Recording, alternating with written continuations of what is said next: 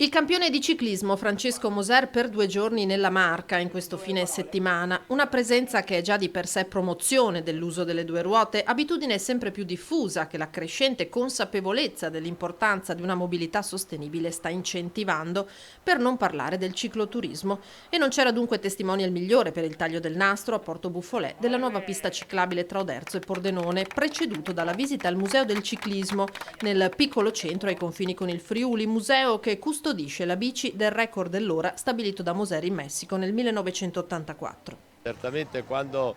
si inaugura una pista ciclabile per un ciclista è sempre un bel traguardo, perché è tanto che se ne parla, però dal dire al fare c'è di mezzo il mare, insomma,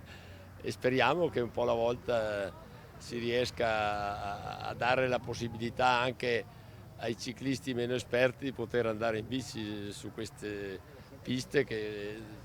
servono, perché anch'io spesso vado sulla pista ciclabile a Trento. Anche dalle due ruote ripartirà il turismo veneto nel dopo Covid. I cicloturisti, soprattutto stranieri, sono sempre più numerosi, motivo per il quale già da anni Regione, Camere di Commercio e categorie economiche stanno lavorando per dotare il territorio di infrastrutture mirate non solo a mettere in sicurezza chi utilizza la bicicletta, ma anche ad attirare nuove presenze. Noi stiamo puntando molto come Regione sul cicloturismo come prodotto turistico e quindi abbiamo necessità che i comuni facciano investimenti di questo tipo. Anche per questo il sindaco si augura che la pista appena realizzata, lunga oltre 1 chilometro, sia solo una delle tante in questo comprensorio. L'importanza di progetti già nel cassetto in Regione, speriamo che siano finanziati, di collegare la città di Porto Buffolè alla città di Oderzo, veramente sarebbe una cosa molto importante.